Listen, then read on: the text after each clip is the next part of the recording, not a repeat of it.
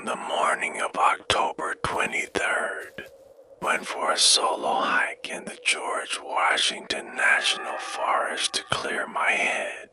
But the deeper I went on the Crabtree Falls Trail, the more I realized something ancient and hungry was counting every step I took. It was almost my turn to be added to its collection. You listening to ASMR 404Found. Don't forget to like, comment, and subscribe. So this happened last fall when I drove up to the Crabtree Falls trailhead. In the George Washington National Forest in Virginia, it was October 23rd, a Tuesday, I remember. Because I'd just gotten laid off from my data entry job and needed to clear. My head, you know how it is just a total brain reset, needed to get out of my apartment and away from the screens and the constant pinging of my phone with texts from my buddies asking if I was okay, so I threw my old backpack in the trunk, filled it with a couple bottles of water, a few protein bars, my compass, a cheap rain poncho. Just the basics really, and I hit the road. Before the sun was even thinking about coming up, the clock on my dashboard read for 17 a.m. when I finally pulled into the gravel lot. The place was empty, which was exactly what I wanted, just me and the trees, and the sound of the waterfall already roaring somewhere down in the dark below. The air was cold like a slap in the face, the good kind, you know, the kind that wakes you right up and makes you feel alive. I remember breathing it in deep, the smell of damp earth and decaying leaves and pine needles. It's a smell that just feels clean, like it's scrubbing the inside of your lungs. I zipped up my jacket and got my headlamp strapped on. My phone said it had no service, which was fine by me. I was there to be disconnected, you know. I started on the trail, which is this well-maintained gravel path at the beginning with these wooden railings. Everything felt normal, felt right. The crunch of my boots on the gravel, the beam of my headlamp cutting a shaky white path through the absolute pitch black of the forest around me. The sound of the waterfall getting louder and louder, a constant low rumble that felt like it was vibrating up through the soles of my feet. It was peaceful, man. Just totally peaceful. I remember thinking how stupid it was that I ever got stressed out about spreadsheets and office politics when places like this existed. Just a few hours drive away, I was maybe a half mile, and the sky starting to lighten up from black to a deep, deep blue, just enough to see the silhouettes of the trees against it. When I heard it, the first thing that was off, it wasn't a scary sound. At first it was just a voice, a man's voice. It sounded like he was talking calmly, almost like he was on a phone call, but like I said, no service out here. And the voice was coming from up ahead around a bend in the trail. I figured it was another hiker, maybe an early bird like me. Maybe he'd stopped to take a picture or something. Was just talking to himself. I slowed down a little, not wanting to startle him or intrude on his moment, you know, but as I got closer, the words started to become clearer, and they didn't make any sense. He wasn't talking in sentences. It was just numbers, just a steady, monotone stream of numbers. 317, 318, 319, for 20. For 21, like that, just counting. I peeked around the bend, and there he was, a guy in a dark green jacket, standing with his back to me, facing railing that looks out over the first big overlook of the waterfalls. He was just standing there perfectly still, one hand on the railing and the other holding something down at his side. couldn't see what it was and he was just counting. For 22. For 23, his voice was flat, no emotion at all, like a machine just reciting digits. I cleared my throat loudly, thinking maybe he was so lost in thought he didn't hear me coming. But he didn't stop counting, didn't even flinch for 24. For 25, I said, "Hey man, you okay?" And that's when he stopped the counting, stopped dead. And his head tilted just a little to the side like a dog hearing a high-pitched noise. But he didn't turn around. The silence after the counting felt heavier, somehow louder than the waterfall itself. I took a step forward and said, "Hey," again. And then he moved. He didn't turn around. He just started walking again down the trail away from me at a normal pace, and I stood there for a second feeling like an idiot, thinking I'd interrupted some weird meditation thing or something. But then I noticed on the railing right where his hand had been, there was something left behind. It was a small figure, maybe 3 inches tall, carved out of dark wood. It was crude, like a child had made it, but it was unmistakably a human shape. The 2 long arms and no face, just a smooth blank space where a face should be. I picked it up. It felt cold, colder than the morning air, cold like it had been in a freezer, and I got this immediate jolt like a static shock right up my arm. I dropped it and it landed on the gravel path, and I just left it there. Decided to give the guy a wide berth, so I waited a couple minutes before I started walking again, thinking he'd be far ahead by now. But when I rounded the next corner, he wasn't ahead of me. He was just gone. The trail was straight here for a good 100 yards. The no turnoffs, no way he could have just vanished, but he was gone. And the only thing, there was another one of those little wooden figures placed right in the middle of the path waiting for me. I stopped dead in my tracks, just staring at that thing lying there on the gravel. It was identical to the first one, a rough little faceless man made of wood that seemed to just suck the light right in around it, making it look darker than it should. If the sky was getting lighter by the minute, a pale gray wash that should have made everything feel safer. But it didn't. It just made the path ahead look washed out and sickly.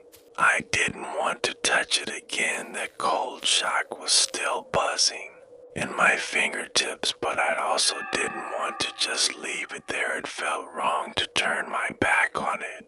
You know, like it would be worse to ignore it, so I took out my multi-tool and used the little pliers to pick it up, and it was just as cold as first one, a deep, unnatural chill that seemed to leach right through the metal into my hand. I didn't feel a shock this time, just that intense cold. I quickly stuffed it into an outside pocket of my backpack, zipping it shut like I was containing something hazardous, and I kept walking, my pace quicker. Now my heart doing a low, steady thump in my chest that had nothing to do but the incline of the trail. The sound of the waterfall was all around me now, a constant roar that should have been calming but just felt like it was drowning out any other sound. Any sound of another person approaching or anything else. I kept looking over my shoulder, expecting to see the counting man behind me, but the trail was empty. I was completely alone. Or at least I thought I was, until I heard the next sound. It wasn't counting this time. It was a whisper. It was so faint I almost thought I was imagining it at first. Just a thread of sound woven into the roar of the water. It was coming from the trees off to my right. I stopped walking and held my breath, trying to listen, and there it was again, a soft, rasping whisper. It wasn't saying words, it was just a sound like someone shushing someone else. A long drawn ouch, and it didn't sound friendly, it sounded impatient. Like a mother shushing a crying child in a movie theater. A sound that meant be quiet or else. I peered into the trees. My headlamp beam cutting into the shadows between the trunks, but I couldn't see anything. The undergrowth was too thick. The whisper came again, a little louder this time, and it seemed to be moving parallel to me, keeping pace with me as I walked. It was setting my teeth on edge. I started walking faster, my boots slipping a little on the gravel. The whisper kept up with me easily, and then it was joined by another. One from my left side, another identical, and then a third from further up ahead now. There were 3 of them, one on each side of me and one in front, all making that same urgent hushing sound. I was starting to panic, I'll admit. Yet my breath was coming in short gasps and I wanted to run. But I couldn't tell which direction to run, and the sound was everywhere surrounding me, layering over the waterfall's roar until that's all I could hear, this chorus of shushing, and then I saw it, a flicker of movement between the trees, a pale shape that darted from behind one trunk to another. It was too fast to make out any details. But it was tall and thin, and it moved wrong. It didn't run, it just sort of slid from one spot to the next without seeming to move its legs. The shushing got louder, more insistent, and I broke. It just started running down the path, my backpack bouncing against my shoulders. I didn't care about looking stupid anymore. I just wanted to get out of there. I rounded a sharp bend in the trail, and there was a wooden staircase leading down to a lower overlook, and standing on the platform at the bottom was the counting man. He was facing me this time. His features were bland, totally ordinary, brown hair, pale skin, maybe in his 30s, but his eyes, they were wide open and unblinking. And he was smiling, this huge, unnatural smile that stretched his face all wrong, and in his hand, he was holding another one of those wooden figures. He wasn't counting now, he was just smiling, and he slowly raised his arm and pointed at me with the hand holding the figure, and as he pointed, the shushing sounds from the tree stopped dead. The sudden silence was deafening, and in that silence, he spoke. His voice was a dry rustle like leaves skittering across pavement. He said, "You're late for the count," and then he turned and walked down the next set of stairs and disappeared from view. I stood there frozen on the trail, my heart hammering against my ribs like it was trying to break out. "You're late for the count." What the hell did that mean? The silence after his words fell thick and heavy like a blanket smothering everything. The roar of the waterfall seemed muted now, distant. I should have turned around right. Then I should have booked it back to my car and gotten the hell out of there, but I didn't. I don't know if it was curiosity or some kind of stupid pride or something else, something darker that made me stay, but I had to know, I had to see what was down there. I took a cautious step forward, then another, my boots feeling like they were made of lead. I crept to the top of the staircase he had gone down and peered over the edge. The platform below was empty, but the stairs continued winding down the side of the mountain, following the cascading waterfalls.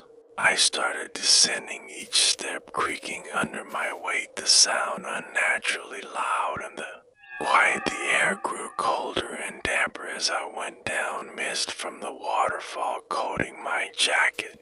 In a fine cold spray, I kept expecting him to be waiting for me around every turn, but the trail was empty, just me and the endless rushing water after. About 5 minutes of descending, I came to another larger overlook platform. This one was bigger with a sturdy wooden fence built to keep tourists from tumbling over the edge. And that's when I saw them. They were everywhere, dozens of them, maybe. Hundreds of those little wooden figures. They were lined up along the top rail of the fence. Each one spaced exactly a foot apart from the next. They were perched on the benches. They were clustered on the ground in little groups. It was an army of faceless wooden men, and they all seemed to be oriented towards me, waiting for me. A cold dread settled in my stomach. I walked onto the platform, my footsteps echoing on the wet wood. I reached out with a trembling hand towards one of the figures on the railing, but I didn't touch it. I couldn't bring myself to do it. It looked just like the others. But as I pulled my hand back, I noticed something different about the ones on the ground. Some of them weren't plain wood, some of them had stains on them, dark reddish-brown splotches that soaked into the grain of the wood. It looked like old blood. My breath caught in my throat and I took a step back. And that's when I heard the humming. It was a low, tuneless hum coming from behind me. I spun around and there he was, the counting man. He was standing at the entrance to the platform, blocking my way back to the stairs. He wasn't smiling anymore.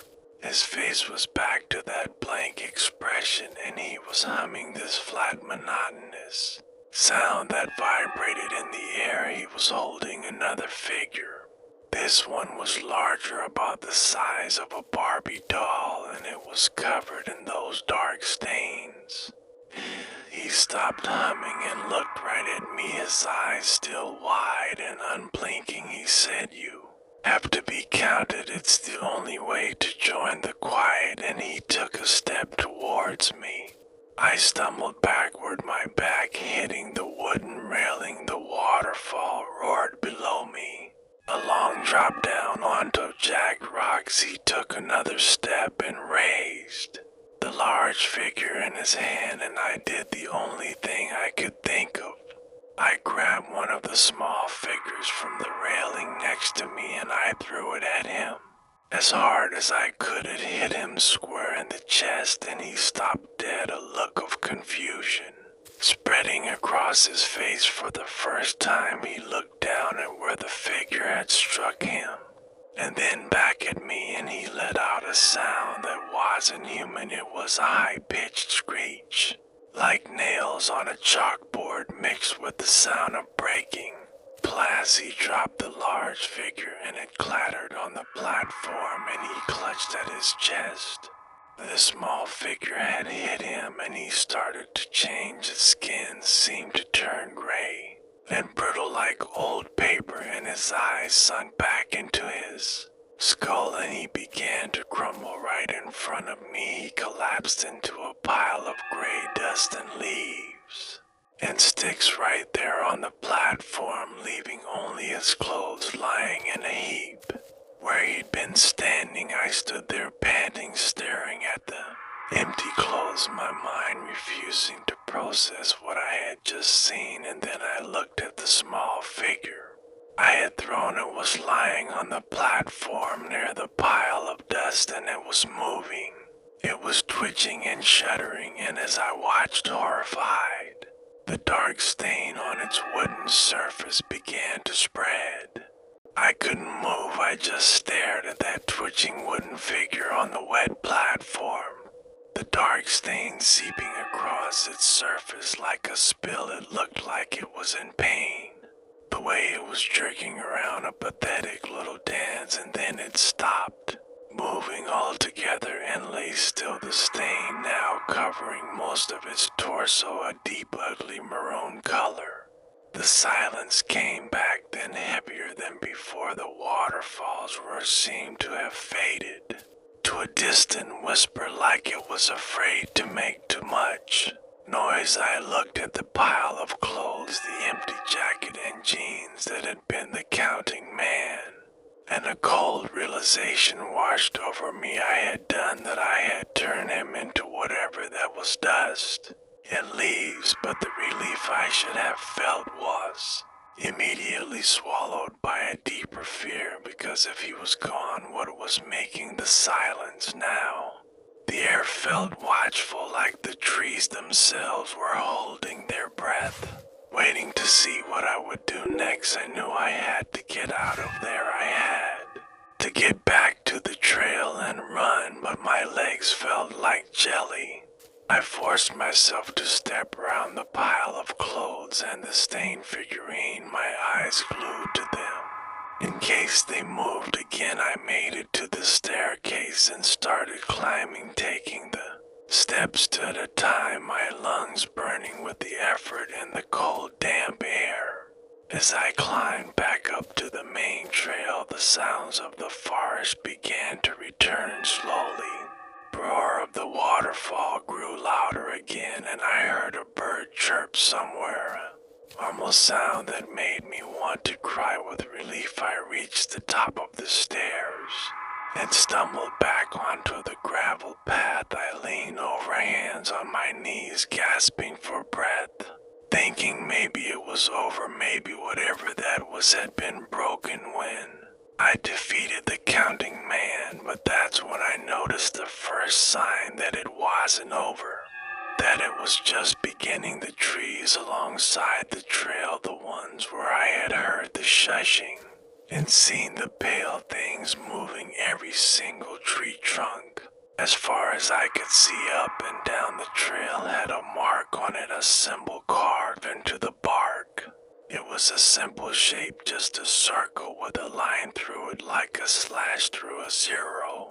It was carved chest high on every tree, and the carvings looked fresh. Sap was still oozing from the cuts in the bark, dripping down the trunks like black tears.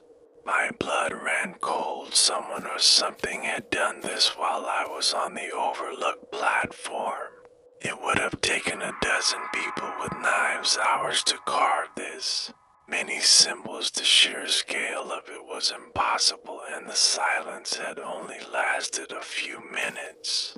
I started walking again, my pace quickening to a jog. I needed to get to my car. I needed to be gone. From this place, the trail seemed longer on the way.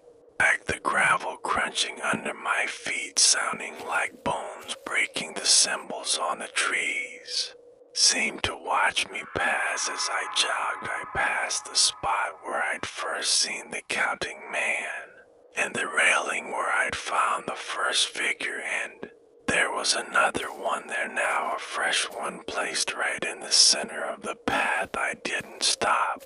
I just kicked it aside with my boot and kept running. I was getting close to the trailhead. I could feel it. The ground was leveling out. The roar, the waterfall was receding behind me. I could almost smell the parking lot, the damp gravel, and the pine. I rounded the final bend, and there it was, the wooden bridge that crosses the creek right before the parking lot. My car was there. I could see it, a glimpse of my familiar blue sedan through the trees. A sob of relief caught in my throat. It was almost there. I started to run across the bridge, and then I skidded to a halt, my heart seizing in my chest, because the creek below the bridge, it wasn't water anymore. It was thick and black and sluggish like oil. It was full of the wooden figures, hundreds of them, thousands of them, all floating face down in the black sludge, their little wooden arms and legs bumping against each other in a silent, macabre dance. As I watched, horrified, one of them slowly turned over in the current, its faceless head tilting up towards me, and from the creek a sound emerged. It wasn't a shush this time. It was a voice, a chorus of voices, all whispering the same thing in perfect unison. It was my name. They were whispering my name. The sound of my own name whispered by 1,000 tiny wooden mouths in the black oily water below me. It was a sound that went right through my bones and froze me solid on that bridge. I couldn't breathe, I couldn't think, I could only stare. Down at the nightmare below, the faceless figure that had turned over was now sinking back beneath the surface, leaving only ripples in the thick sludge. But the whispering continued. It was coming from all of them, from the entire creek, a soft, sibilant hiss of my name over and over again. It felt like they were pulling at me, but the sound trying to drag me down into the water with them. I stumbled backward off the bridge, my boots slipping on the wet wood. I landed hard on the gravel path on the other side, scrambling away from the creek on my hands and knees. I didn't look back. I just got to my feet and ran the final 50 yards to the parking lot, bursting out of the tree line into the open space, expecting to see my car, my escape. But the parking lot was wrong. It was different. The gravel was the same. The trees surrounding it were the same, but my car was gone and the light was wrong. The sky, which had been lightening to a pale morning gray when I arrived, was now a deep twilight purple, like the sun had decided to set instead of rise. And the air was cold, a deep winter cold that seeped right through my jacket. The parking lot wasn't empty, though. In the center of the lot, where my car should have been, there was a large pile of stones stacked into a crude cairn about 4 feet high. And sitting on top of the cairn was a single wooden figure. This one was larger than the others, about the size of a real human infant, and it was intricately carved with detailed fingers and toes, but it still had no face, just that smooth blank expanse of wood. It was covered head to toe in those dark reddish-brown stains. I stood at the edge of the lot, just staring at this thing, my mind completely refusing to accept what I was seeing. This wasn't the place I had left. This wasn't my world anymore. The whispering from the creek had stopped, now replaced by a new sound, a faint clicking noise, like the stones being tapped together. It was coming from the woods all around the parking lot, a rhythmic clicking that seemed to be getting closer. I was trapped, the creek and the bridge behind me, the cairn and the woods in front. On all sides the clicking grew louder, more insistent, and then I saw the source of the sound. Figures emerged from the tree line, not the counting man, not the pale things from before, but people or things that looked like people. They were men and women dressed in normal hiking gear, North Face jackets, hiking boots, backpacks, but they moved all wrong. Their movements were jerky and stiff like puppets on strings, and their faces were blank, their eyes wide and unseeing, just like the counting man's had been.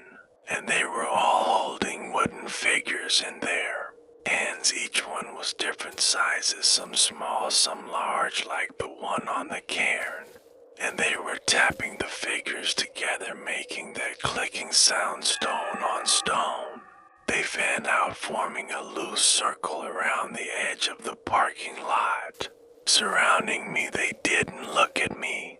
They just stared straight ahead, blankly tapping their figures together in a slow, steady rhythm that felt like it was counting down to something.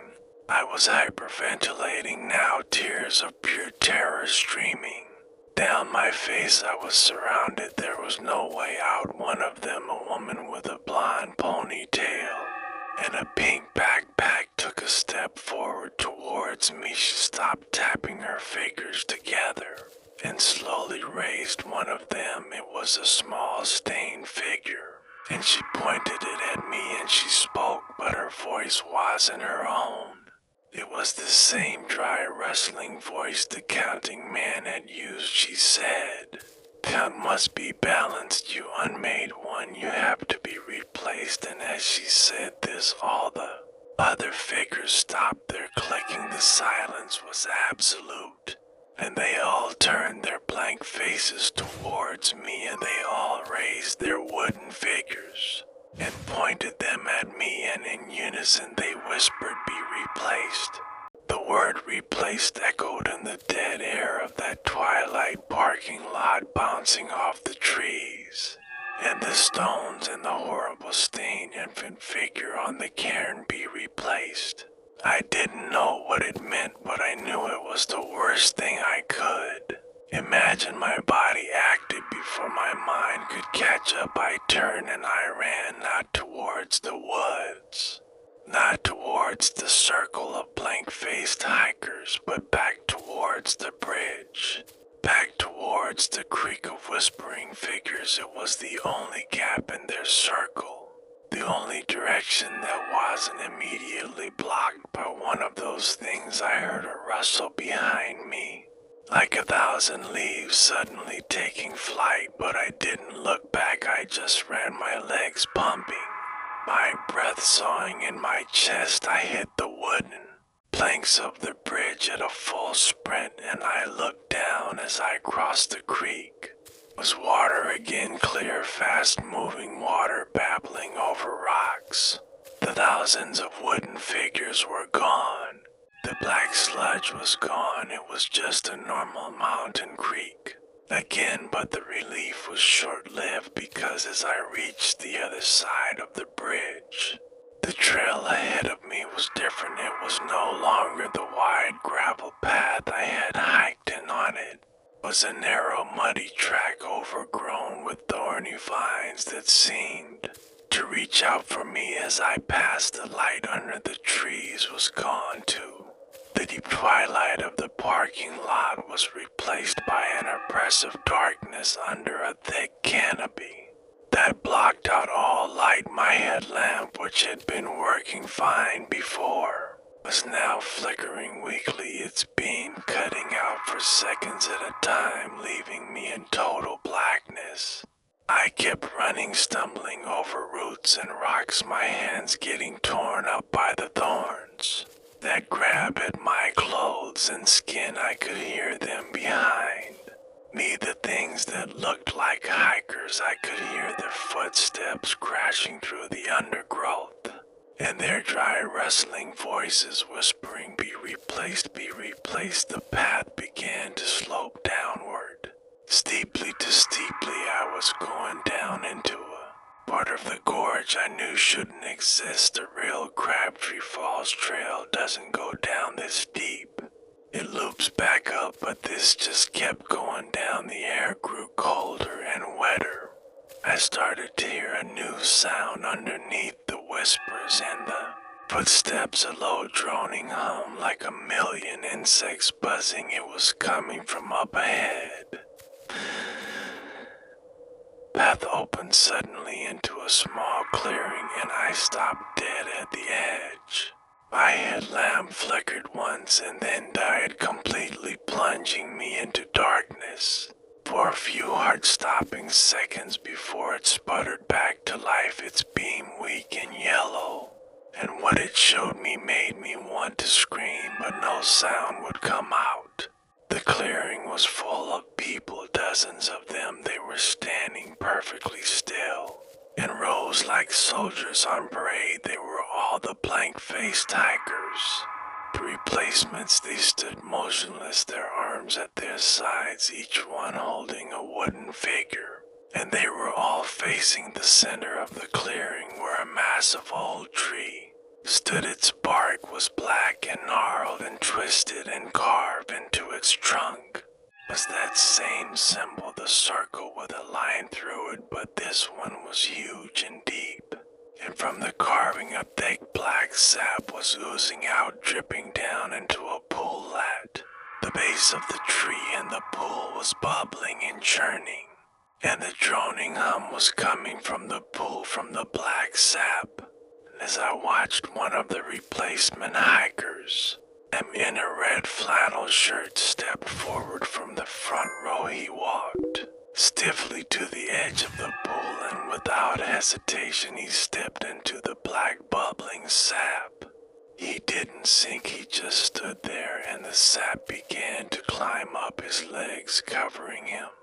As it covered him, he began to change. His body seemed to stiffen and darken, his skin taking on a wooden texture, his features smoothing away into a blank, faceless surface until he was no longer a man. He was just another wooden figure, a large life-size one. And then he toppled over into the pool with a soft splash and disappeared beneath the surface, and the humming grew louder, and more of the replacements began to step forward towards the pool in a single file line, ready to be transformed. And I understood then this was the source. This was. They were made, and the counting man, he wasn't the master, he was just a part of it. A counter of souls, and I had unmade him, and now the count was wrong. And they needed me to balance it, they needed to replace me.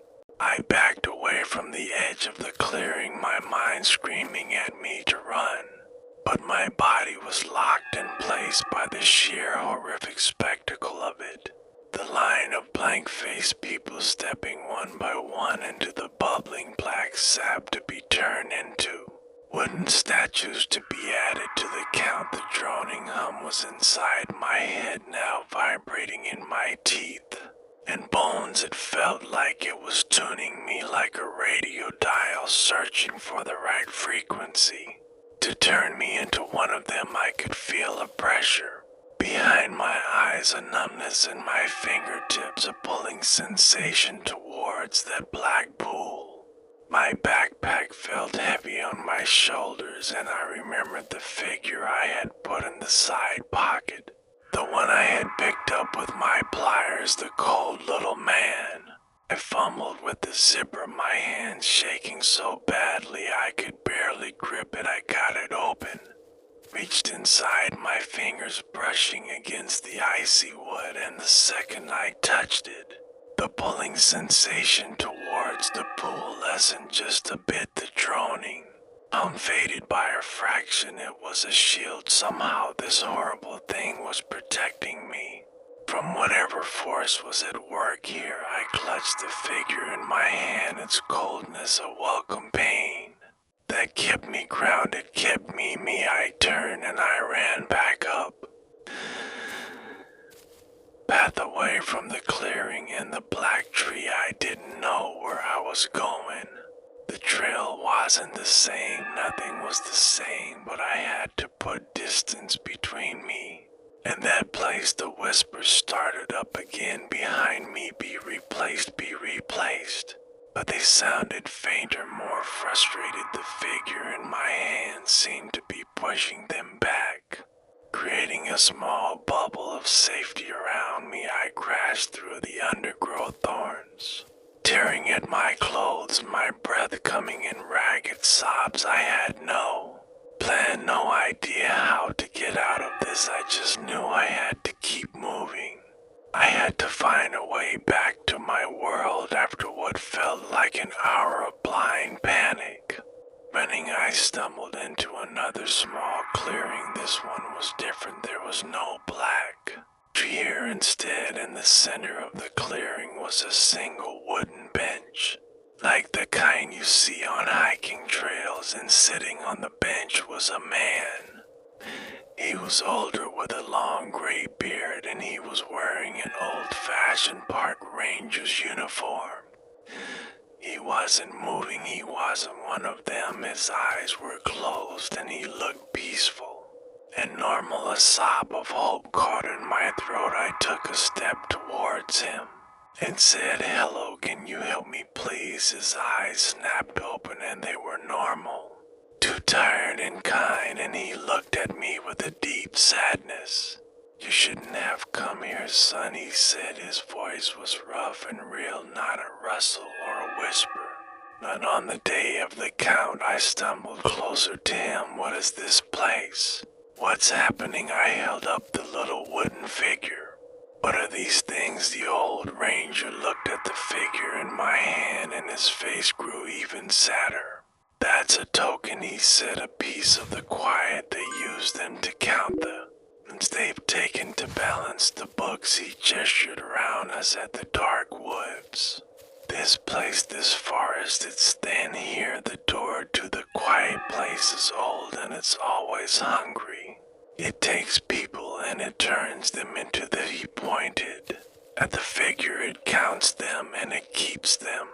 But sometimes one gets out like you did with that one and the count gets unbalanced. So it sends the counters out to find the missing pieces, to bring them back or to find replacements. I stared at him, my mind reeling. Counting man, I whispered. The ranger nodded. A counter, just a poor soul who got caught himself. Now bound to its service until he's replaced himself in you. He looked at me with pity. You unmade a counter. That's a big debt. The quiet place will want a strong soul to replace that one. It will not stop until it has you. The droning hum was getting louder again, coming from the direction I'd fled from. The old ranger heard it too. He stood up there.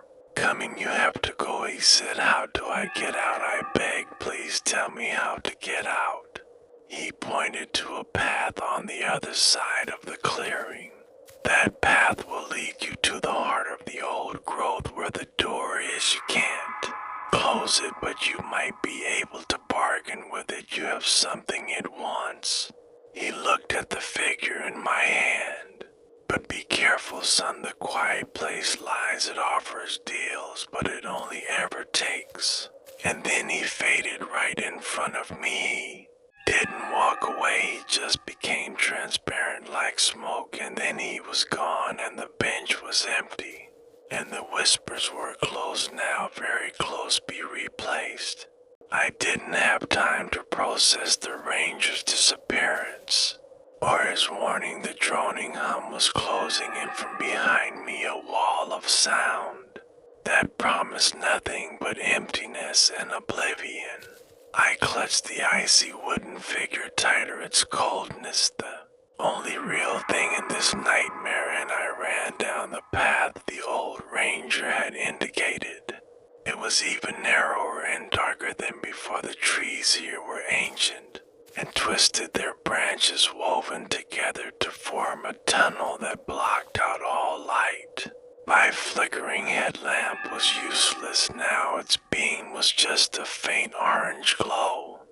Barely lit the ground at my feet. The air grew thick and hard to breathe. It smelled of damp rot and that black sap from the tree. The path under my feet turned from mud to a soft spongy moss that seemed to suck at my boots with every step, making a wet squelching sound that turned my stomach. I could feel them behind me, just the whispers and the hum, but the replacements themselves I could hear their stiff jerky footsteps and the sound of their wooden figures clicking together as they marched, a terrible procession coming to bring me to their master. The path began to slope downward again, leading me deeper into the heart of the old growth. The trees grew larger, their trunks so wide I couldn't have wrapped my arms around them. Twice their bark was covered in that same symbol, the circle with a line through it carved over and over again in a frantic, obsessive pattern. The droning hum was everywhere now. It wasn't just a sound, it was a physical pressure pushing against me, trying to slow me down, trying to make me stop and turn around and join the line of replacements. Edging to the black pool, the wooden figure in my hand felt warmer now. Its intense cold was fading as if it was being overwhelmed by the power of this place. The numbness in my fingers was returning, the pressure behind my eyes building. I was losing my protection. I was starting to feel the pull of The quiet place myself, my steps began to slow, my frantic run becoming a trudging walk. My thoughts becoming muddled. Why was I running again? What was I so afraid of it? Would be so easy to just stop, to just be quiet, to be counted. The figure in my hand gave one last surge of cold, a final warning shock that jolted me back to myself for a second. I shook my head, blinking hard, and I saw it up ahead, the end of the path.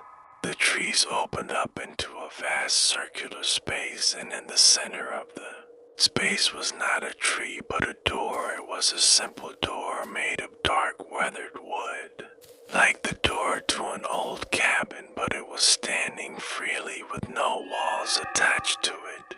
Nothing around it, just this single door standing upright in the middle of the clearing. The door was closed, and carved into its surface was the largest version of the symbol I had seen yet, the circle with the line through it, and from the edges of the door, a faint black light seemed to emanate, a light that didn't illuminate anything but just made the darkness around it deeper. And the droning hum was coming from behind the door. This was the source. This was the door to the quiet place. The replacements behind me stopped at the edge of the clearing. They didn't enter. They just stood there in a silent semicircle, their blank faces watching me, their wooden figures held tightly in their hands, waiting for me to complete the journey, for me to open the door and join the count. I stood before the door alone, the figure in my hand now almost warm, completely neutralized by the proximity to its source. I didn't know what to do. The old ranger said I could bargain, but how do you bargain with a door? How do you bargain with silence itself? I took a step closer to the door, and the hum intensified, becoming a single word vibrating in my skull. Welcome. The word welcome wasn't a sound, it was a feeling. It was an absence of all other feeling, a void that promised an end to fear, an end to pain, an end to the exhausting struggle of being alive. It was the most seductive thing I have ever experienced. It poured into my mind through that single word, washing away my terror and my panic, leaving only a deep yearning for the quiet it promised. I took another step towards the door, my hand reaching out almost against my will. The wooden figure I was holding felt like a part of my own hand now, just a warm lump of flesh and bone. The door began to open, not with a creak but with a soft sigh, like someone breathing out, holding their breath for a very long time. The space behind the door was not a space, it was a profound nothingness, a blackness so complete. It felt like looking into the concept of zero itself. It was the quiet place, and it was inviting me, and the replacements at the edge of the clearing began to tap their figures together. Again, a slow rhythmic clicking that sounded like a heartbeat, a countdown to my absorption. The pull was irresistible. I wanted to go, and I wanted to be part of the count, to be balanced and still and quiet forever. I was about to step across the threshold when a memory surfaced, a tiny fragment of my old life, my mom's voice from when I was a kid. Couldn't sleep, she'd say nothing good happens after 2 a.m., a stupid little saying.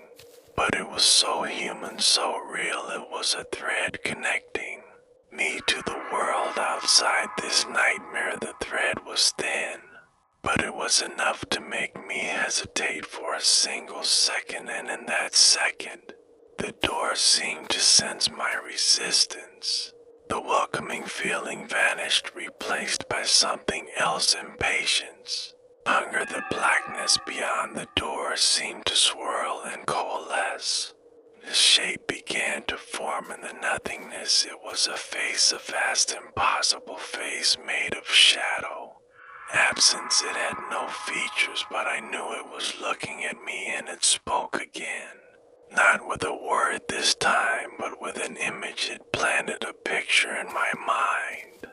It showed me my own body standing beside the counting man, both of us blank-faced, and still both of us holding wooden figures, and the image was accompanied by a feeling of peace, of finality, of an end to all worry. It was a lie. I could feel the lie underneath it.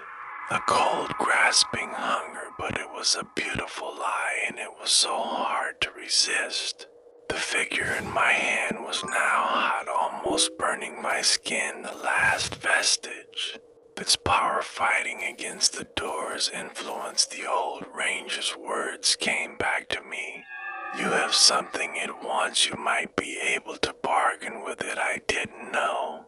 But I was doing. My mind was fraying at the edges, but I held up the hot wooden figure towards the door, towards the featureless face in the void. I screamed the first thing that came into my head. I'll give it back. I'll give you your token back.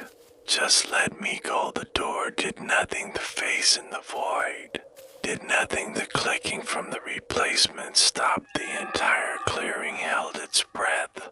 And then the door responded. It didn't speak. It showed me another image this time. It was an image of me placing the wooden figure on the ground at the threshold of the door, and then turning and walking away back up the path. The image was clear and simple. A deal: leave the token and go free, but superimposed over the image was that feeling of the lie again, the cold hunger. I knew with absolute certainty that if I placed the figure down, if I gave up my one piece of leverage, I would not be walking away. The door would take it, and it would take me too. Count would be balanced with me as the replacement for the counter I had destroyed. The face in the void leaned closer out of the door, the nothingness stretching towards me. It was waiting for my decision. The pressure was immense, the face of nothingness leaning out of the door, waiting for me to complete the deal, to place the token down and seal my fate. The image it had shown me of me walking away was so vivid, so tempting, but the lie underneath, it was like a rotten smell. I could taste it in the back of my throat. I couldn't give it the token. It was the only thing keeping me from being completely absorbed by the quiet place. But I couldn't keep it either. It was a piece of this place. I wanted to go home. The connection was pulling at me, draining me. I had to break the connection. But how the old ranger had faded. He was a part of this place too, but he had helped me. He had given me information. He had tried to warn me, and he had called the token a piece of the quiet. They used him to count the ones. They've taken an idea formed in my head, a desperate, stupid idea born of pure panic, and the last shred of my will to survive. If the token was a piece of the quiet, a piece of the count, then it was linked to whatever was on the other side of that door. If I could break the token, maybe I could break the link, maybe I could hurt it.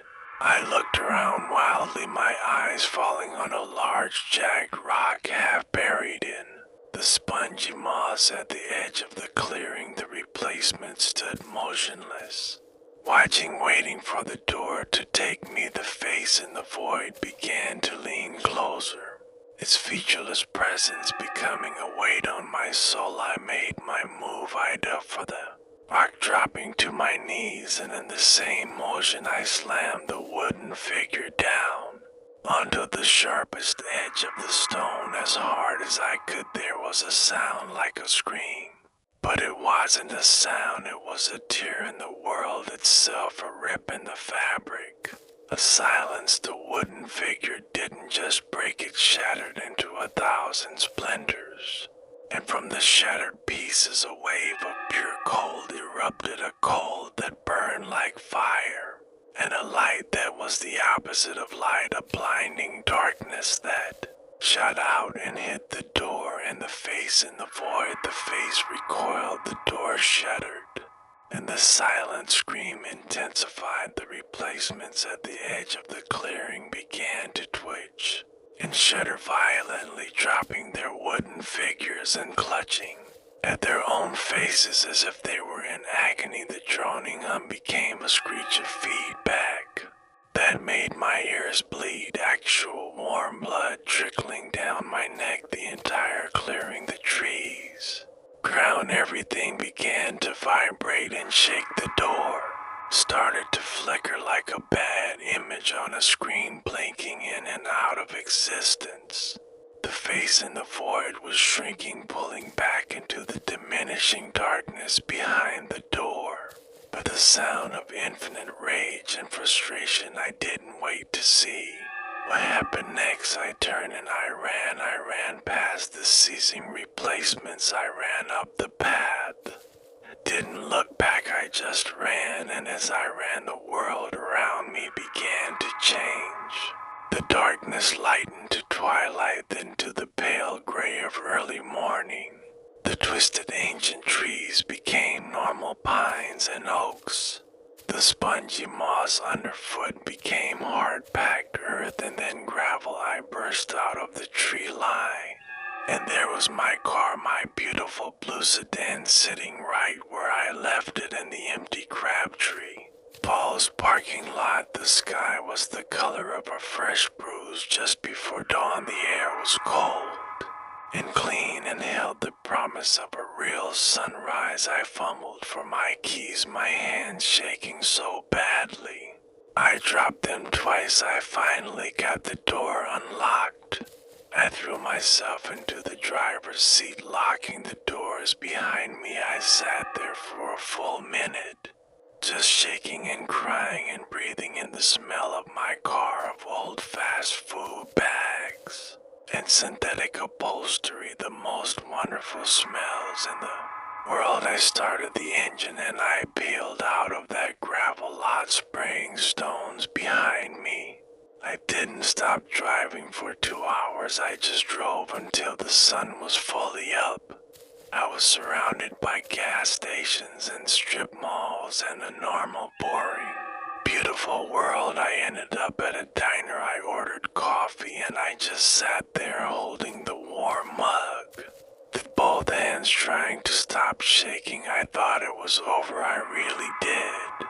But then the waitress came to refill my cup. She smiled at me, a normal, friendly smile, and she said, "Rough night, honey. You look like you've seen a ghost." And I tried to smile back. I couldn't, and she leaned a little closer, and her smile didn't change. But her eyes did. They went blank for just a second, and her voice dropped to a dry whisper that only I could hear, and she said, "The count is still unbalanced." And then she straightened up, winked at me, and walked away like nothing happened. And I sat there in that bright, noisy diner, and I knew it wasn't. Over the quiet place was then there, the ranger said, "And it's always hungry, and now it knows who I am. And it will never stop looking for its missing piece."